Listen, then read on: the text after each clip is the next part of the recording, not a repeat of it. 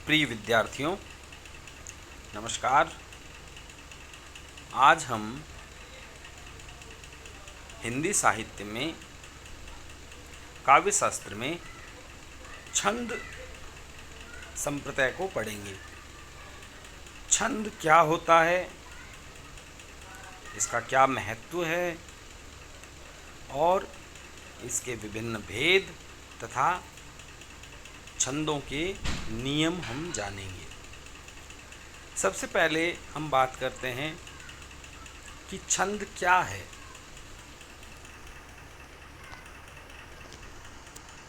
प्रिय विद्यार्थियों, छंद के बारे में संस्कृत के विद्वान आचार्य विश्वनाथ जी ने अपनी रचना साहित्य दर्पण में लिखा था कि छंदोबद्ध रचना पद्यम, अर्थात छंदबद्ध रचना पद्य कहलाती है। यानी पद्य का लक्षण ही छंद का होना है। हालांकि आधुनिक काल में हिंदी के प्रसिद्ध छायावादी कवि सूर्यकांत त्रिपाठी निराला ने सन 1916 में जूही की कली नामक कविता लिखकर इस पूर्वाग्रह को समाप्त किया कि छंदबद्ध रचना ही पद्य होती है। उन्होंने मुक्त छंद में रचना लिखी थी, जूही की कली। लेकिन छंद प्रारंभ से ही काव्यशास्त्र में छंदों का अपना महत्व रहा है।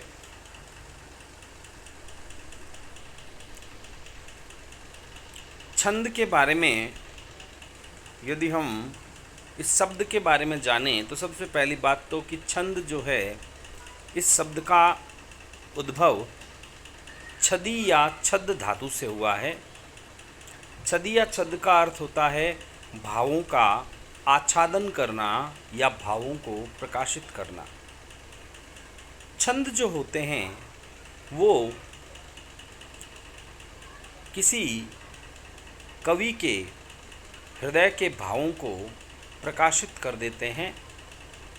छंद से रचना में एक संगीत उत्पन्न होता है और उस संगीत से वह रचना अमर हो जाती है।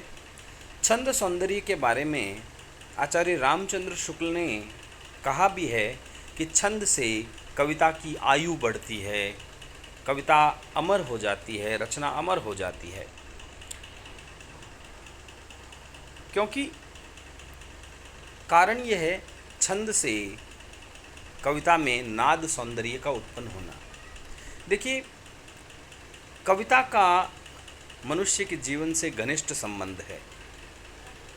हम जानते हैं कि जब हम बचपन में छोटी कक्षाओं में अध्ययन करते हैं तो हमारा प्रारंभिक अध्ययन कविता के श्रवण मनन पठन पाठन से होता है और कविताएं हमें तत्काल याद हो जाती है। उसका कारण उनका छंदबद्ध होना है, उनमें संगीत का होना है।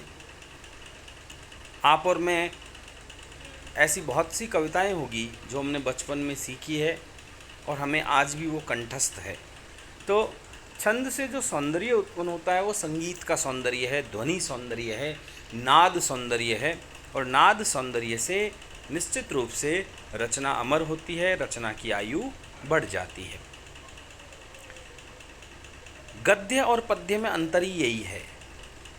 गद्य छंद विहीन होता है, इसलिए उसको हूबहू याद नहीं रखा जा सकता, जबकि कविता में छंद का सौंदर्य होता है। यदि छंदबद्ध कविता है तो उसमें यति गति तुक मात्रा वर्ण सबका पालन किया जाता है। और यदि कविता मुक्त छंद की है तो उसमें लय तो अवश्य होती है और लय कविता का प्राण तत्व है। सबसे पहले हम छंद की परिभाषा पढ़ें, उससे पहले मैं आपको बताना चाहूँगा कि छंद शब्द का प्रथम उल्लेख ऋग्वेद में हुआ। ऋग्वेद में छंद के बारे में ये कहा गया कि छंद जो है वो वेदों का पैर माना जाता है। छंद पादो तू वेदस्य, अर्थात छंद जो है वेद के चरण हैं। वेद के 6 अंग माने गए हैं, उनमें छंद को वेदों के पैर माना गया है। छंद शास्त्र के प्रवर्तक महर्षि पिंगल माने जाते हैं, इसलिए छंद शास्त्र पिंगल शास्त्र भी कहलाता है। महर्षि पिंगल की रचना छंदः सूत्र बहुत ही प्रसिद्ध रचना है। अब हम आगे बात करते हैं कि छंद कहते किसे हैं, छंद की परिभाषा क्या है। देखिए, छंद की यदि हम सैद्धांतिक परिभाषा की बात करें तो वह यह है कि जिस रचना में वर्ण, मात्रा, यति, गति, तुक, दल, गण इत्यादि का ध्यान रखा जाता है तो वह रचना छंद कहलाती है। वर्ण, मात्रा, यति, गति, तुक, दल, गण, ये जो शब्द हैं, इन शब्दों के बारे में हमें जानना होगा। इन सब शब्दों के बारे में हम जब जानेंगे तभी हम छंद के भेद और उनके नियमों को समझ पाएंगे। सबसे पहले हम इन तकनीकी शब्दों को जानते हैं। सबसे पहला जो शब्द है वो है वर्ण। वर्ण क्या है? देखिए, जो हम बोलते हैं वो ध्वनियाँ होती है और जब हम उसको लिख देते हैं तो वो वर्ण हो जाता है। यदि मैं कोई ध्वनि उच्चारित करूं जैसे अ, है ना, जिसको हम बचपन में जब हम वर्णमाला पढ़ते हैं तो पढ़ते हैं अ से अनार, और उस अ को जब मैं कॉपी में या बोर्ड पर लिख देता हूँ तो वह वर्ण बन जाता है। अर्थात जो ध्वनि का मौखिक रूप है वो वर्ण है, वो ध्वनि है, और उसका जो लिखित रूप है वो वर्ण है। हिंदी वर्णमाला में वर्णों की संख्या, मूल वर्णों की संख्या 44 मानी गई है, जिसमें 11 स्वर और 33 व्यंजन हैं। वर्ण के पश्चात हम बात करते हैं मात्रा की। मात्रा क्या है? मात्रा किसे कहते हैं? जैसा कि छंद की परिभाषा में हमने जाना कि जिस रचना में वर्ण, मात्रा, यति, गति, तुक, दल, गण इत्यादि का ध्यान रखा जाता है उसे छंद कहते हैं। तो सबसे पहले हम बात करते हैं मात्रा की। हमने पहले जाना वर्ण क्या है। ध्वनि का लिखित रूप वर्ण है। वर्ण 2 प्रकार के होते हैं, स्वर और व्यंजन। स्वर 11 होते हैं, व्यंजन 33 होते हैं। अब हम बात करते हैं मात्रा की। देखिए, मात्रा है क्या? हम बचपन में हमने सीखा है कि भाई आ की मात्रा होती है, छोटी की मात्रा होती है, बड़ी की मात्रा होती है। ये जो मात्राएं ये है क्या? मात्राएं वास्तव में स्वरों के उच्चारण में लगने वाला समय होता है। स्वरों के उच्चारण में लगने वाले समय को ही मात्रा कहते हैं। जैसे हिंदी वर्णमाला में 4 स्वर ऐसे हैं जो लघु माने जाते हैं, छोटे माने जाते हैं, ह्रस्व माने जाते हैं। ये हैं अ, ई, उ, री। अ, ई, उ और री, इन 4 स्वरों की मात्रा 1 मानी जाती है और इनके ऊपर 1 अंकित किया जाता है। इसके अतिरिक्त जो 7 स्वर शेष हैं ये गुरु स्वर माने गए हैं। गुरु स्वर हैं आ, ई, उ, ए, ऐ, ओ, औ। ये जो 7 स्वर हैं ये गुरु माने गए हैं, दीर्घ माने गए हैं। इनकी 2 मात्राएं मानी जाती है और 2 मात्रा के लिए ये एक एस की भांति एक चिह्न है जो कि मात्रा के ऊपर प्रयुक्त किया जाता है। अब कुछ ऐसे नियम हैं जो हमें जानना जरूरी है। हालांकि मूलतः नियम तो हमें ये समझ में आ गया कि 4 स्वर लघु हैं और उनकी मात्रा 1 मानी जाती है, और 7 स्वर गुरु हैं जिनकी मात्रा 2 मानी जाती है। लेकिन कुछ ऐसे नियम हैं जिसके कारण काव्य शास्त्र में मात्रा निर्धारण करते समय लघु स्वर की मात्रा भी गुरु बन जाती है।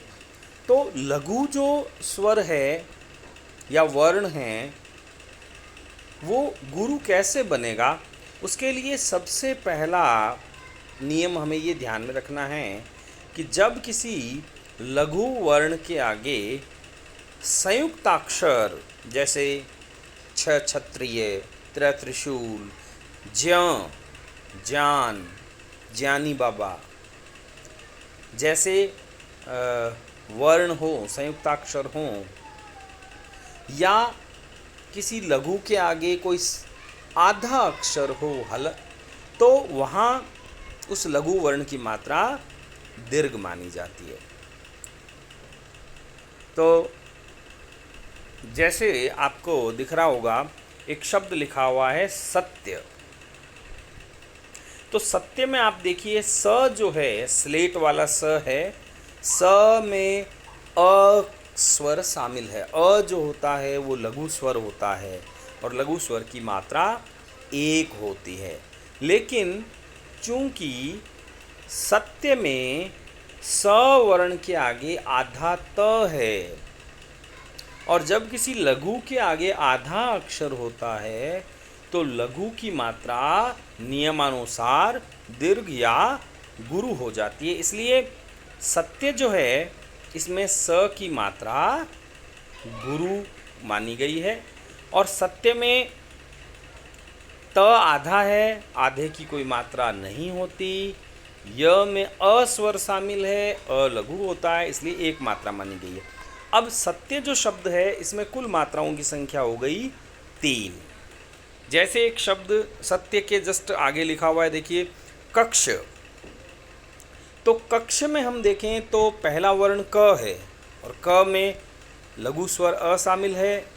लघु स्वर अ की मात्रा 1 होती है, लेकिन क के आगे छ क्षत्रिय है जो संयुक्ताक्षर माना जाता है, संयुक्त व्यंजन है, और छ क्षत्रिय के कारण जो क लघु वर्ण है इसकी मात्रा गुरु मानी जाएगी। तो अभी हमने एक नियम तो ये पढ़ा है कि जब लघु वर्ण के आगे संयुक्ताक्षर या आधा वर्ण हो तो लघु गुरु हो जाएगा। इसके अतिरिक्त एक नियम यह भी है कि यदि लघु वर्ण के आगे हलंत हो या विसर्ग हो तो लघु वर्ण की मात्रा गुरु हो जाएगी। जैसे एक शब्द लिखा हुआ है, अंतिम शब्द है, आप देखें राजन। तो राजन में जो न है अंत में, ये न हलंत होता है। तो न हलंत है और इससे पहले जो ज है, ज में अ स्वर होने के कारण इसकी मात्रा 1 होनी चाहिए, लेकिन चूंकि ज के आगे न हलंत है इसलिए ज की मात्रा गुरु मानी जाएगी। राजन में देखते हैं, हम पूरे शब्द को वापस देखते हैं। राजन, राजन में र में आ की मात्रा है, आ गुरु स्वर है तो मात्रा गुरु हो गई। ज लघु है, नियमानुसार 1 होनी चाहिए मात्रा, लेकिन ज के आगे जो न है वो हलंत है, हलंत होने के कारण ज को गुरु माना जाएगा। तो ये राजन में कुल मात्राएं हो गई, रा में 2, ज में 2, और न हलंत है, हलंत वर्ण की कोई मात्रा नहीं होती। ये हमें ध्यान में रखना है। हलंत वर्ण को न तो गिना जाता है न उसकी मात्रा मानी जाती है। हलंत वर्ण को शून्य माना जाता है। तो इस तरह राजन में कुल मात्राओं की संख्या हो गई 4। आगे चलते हैं।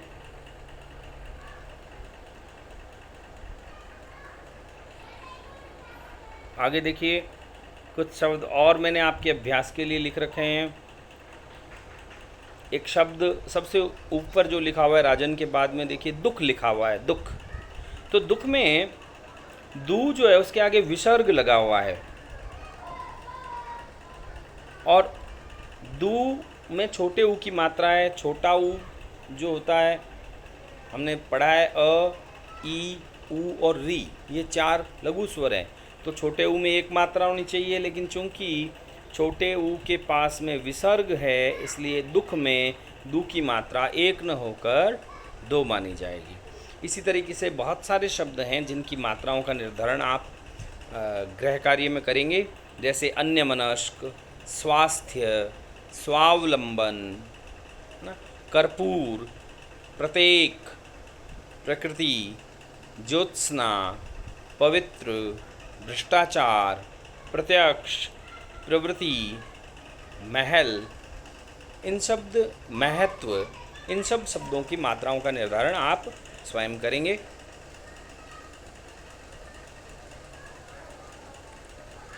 अब हम दूसरा नियम देखते हैं। अब देखिए, यदि लघु स्वर पे अनुस्वार हो, अनुस्वार का मतलब होता है अनुस्वार नासिक्य ध्वनि है, और अनुस्वार में अनुस्वार स्वर के पश्चात आने वाली ध्वनि है।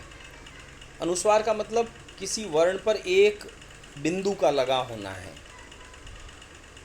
अनुस्वार जब किसी लघु स्वर पर होता है तो लघु स्वर गुरु हो जाता है, और जब लघु स्वर पर अनुनासिकता हो अर्थात चंद्र बिंदु हो तो मात्रा 1 मानी जाती है।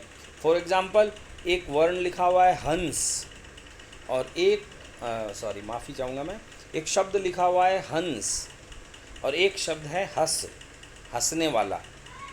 हंस और हंस, इन दोनों में यदि मात्राओं का निर्धारण करें तो हंस में ह में अ स्वर है, इसलिए मात्रा 1 होनी चाहिए, लेकिन ह के ऊपर एक बिंदु है, अनुस्वार है, इसलिए ह की मात्रा गुरु हो गई। और स स्लेट में अ स्वर है, लघु होता है, लघु मात्रा होगी। हंस में कुल मात्रा होगी 2 और 1 3। और हंस में, हंसने वाले हंस में चूँकि ह पे चंद्र बिंदु है, और चंद्र बिंदु की मात्रा 1 ही होती है, और ह में भी अ स्वर है, अ स्वर लघु होता है, इसलिए 1 ही मात्रा होगी। और स में 1 और 1 2। हंस में 2 मात्रा और हंस में 3 मात्रा। इसी तरह आगे शब्द देखिए, चांद लिखा हुआ है। चांद में चा के ऊपर चंद्र बिंदु है, और चंद्र बिंदु की मात्रा 1 होती है, लेकिन चूंकि च में आ स्वर है, आ स्वर अपने प्रकृति से ही गुरु है, इसलिए इसकी मात्रा 2 और द की 1, चांद में कुल 3 मात्राएं होगी, है ना। तो ये दूसरा नियम था। इसके अलावा देखिए, एक नियम है जो संगीत के विद्यार्थी ज़्यादा समझ पाएंगे, भली भांति समझ पाएंगे, बलाघात का नियम। बलाघात का नियम ये कहता है कि जब हम किसी कविता का वाचन करते हैं तो जिस वर्ण पर वाचन करते समय बल अधिक पड़ता है, अधिक बल पड़ने पर बलाघात के कारण वहाँ लघु वर्ण भी गुरु हो जाता है। जैसे आपके सामने 2 शब्द हैं, एक तो है तुम्हारा, एक है तुम्हारा। तो तुम्हारा जो आपके शब्द है उसमें तू के सामने अर्धाक्षर है, इसलिए तू में 2 मात्रा हो गई।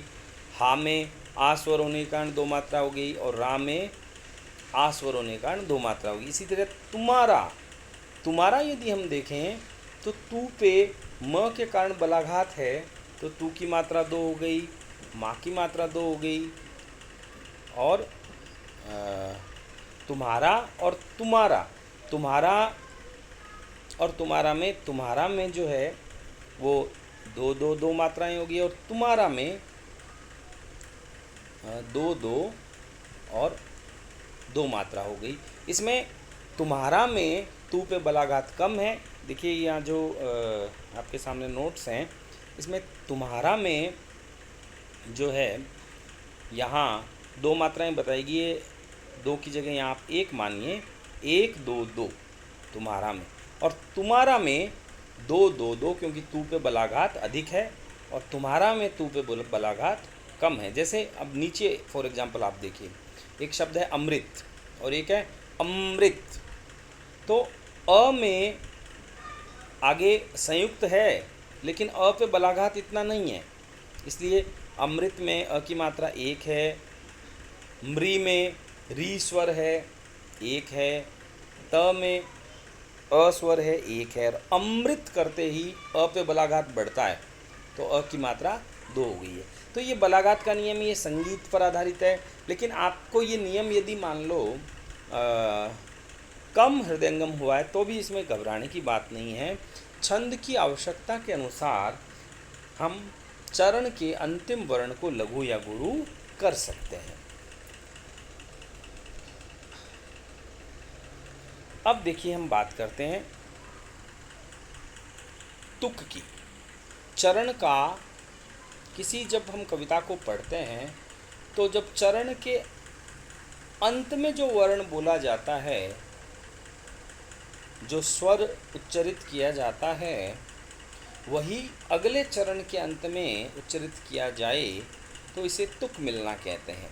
जैसे मैं आपको उदाहरण दूंगा, एक मैं कबीरदास जी का दोहा वाचन कर रहा हूँ। बड़ा भया तो क्या भया, जैसे पेड़ खजूर, पंथी को छाया नहीं, फल लागे अति दूर कबीरा, फल लागे अति दूर। बड़ा भया तो क्या भया, जैसे पेड़ खजूर, खजूर, पंथी को छाया नहीं, फल लागे अति दूर, दूर। तो खजूर और दूर ये जो मिलना है ये तुक मिलना कहलाता है। गति क्या है? गति का अर्थ होता है यति, सॉरी माफ़ी चाहूँगा, यति। यति क्या है? यति का मतलब होता है विराम, रुकना। जब हम छंद का वाचन करते हैं तो जहाँ रुकते हैं वह यति कहलाता है। किसी भी छंद का जब हम वाचन करें जहाँ हम रुक जाते हैं तो वह यति कहलाती है। जैसे संसार की समरस्थली में धीरता धारण करो, संसार की समरस्थली में धीरता धारण करो। तो जैसे मैंने ये एक पंक्ति पढ़ी, यहाँ पर मैं पहली पंक्ति में मैं पर रुका, संसार की समरस्थली में, यहाँ पर यति है। यति का मतलब होता है छंद का वाचन करते समय जहाँ रुका जाता है, जहाँ विराम लिया जाता है, वो यति कहलाती है। गति का अर्थ है लय। लय ये कविता का प्राण तत्व माना गया है, और छंदों के उच्चारण के समय जो आरोह अवरोह होता है, जो उतार चढ़ाव आता है, वह लय कहलाती है। और देखिए, चूँकि अब हिंदी साहित्य में मुक्त छंद में उन्मुक्त होकर कविताएं लिखी जाती है और मुक्त छंद को महत्व मिल चुका है निराला जी के पश्चात। आधुनिक काल में तो अधिकांश साहित्य मुक्त छंद का है। तो मुक्त छंद में हम मात्रा, वर्ण, इनका ध्यान चाहे रखें चाहे न रखें, लेकिन कविता का प्राण तत्व है उसकी लय, उसकी गति, उसका आरोह अवरोह, और यही जो है कविता को हृदयंगम करने में सहायक होता है, यही कविता को प्राण प्रदान करता है। दल क्या है? अब हम दल शब्द की बात करें तो देखिए, एक पंक्ति में यदि एक से अधिक चरण हो तो वो दल कहलाते हैं। मूलतः किसी भी छंद के 4 पैर होते हैं, 4 चरण होते हैं, लेकिन दोहा और सोरठा जैसे अर्ध सममात्रिक छंद के 4 चरण 2 पंक्तियों में लिख दिए जाते हैं। जैसे दोहे की बात करें तो दोहे में विषम चरणों में 13 और सम चरणों में 11 मात्राएं होती है। तो उसके जो विषम चरण है और जो सम चरण है वो 2 ही पंक्तियों में लिख दिए जाते हैं। जैसे बड़ा भया तो क्या भया, ये पहला चरण है। जैसे पेड़ खजूर, जैसे से खजूर तक ये दूसरा चरण है। लेकिन जब हम लिखते हैं तो ये एक ही पंक्ति में हम लिखते हैं। तो ये जो एक पंक्ति में एक से अधिक चरण लिखे गए हैं ये कहलाते हैं दल। और अंतिम है पाद या चरण या पद। सामान्यतः छंद के 4 चरण होते हैं और छंद का चौथा हिस्सा चरण कहलाता है। किसी भी छंद में सामान्यतः 4 चरण होते हैं और उसका चौथा हिस्सा एक चरण कहलाता है। और यदि एक से अधिक चरण एक पंक्ति में लिख दिए जाएं तो वो दल कहलाते हैं। तो आज की कक्षा में हमने देखिए ये जाना कि छंद किसे कहते हैं, छंद का महत्व क्या है। छंद का महत्व मैं अंत में एक बार और बताना चाहूँगा कि छंद का अर्थ होता है, छंद का महत्व होता है कि वह किसी रचना को अमर बनाता है। किसी रचना में छंद के कारण नाद सौंदर्य उत्पन्न होता है, ध्वनि सौंदर्य उत्पन्न होता है, एक संगीत उत्पन्न होता है जिससे वो रचना स्थायी हो जाती है और लंबे समय तक जो है वह स्मृति पटल पर अंकित रहती है, रचना अमर हो जाती है। इसके अतिरिक्त छंद से छिपे हुए भाव प्रकाशित होते हैं, छिपे हुए भाव जो हैं वो प्रकट हो जाते हैं। छंद भाव प्रकाशन का भी कार्य करते हैं। इसके अतिरिक्त हमने छंद की परिभाषा जानी और परिभाषा में जो तकनीकी शब्द हैं उनको हमने आज पढ़ना प्रारंभ किया। हमने पढ़ा वर्ण, मात्रा, यति, गति, तुक, दल और चरण। अब हम जो अगली कक्षा होगी उसमें हम पढ़ेंगे गण, कि गण क्या होते हैं। धन्यवाद।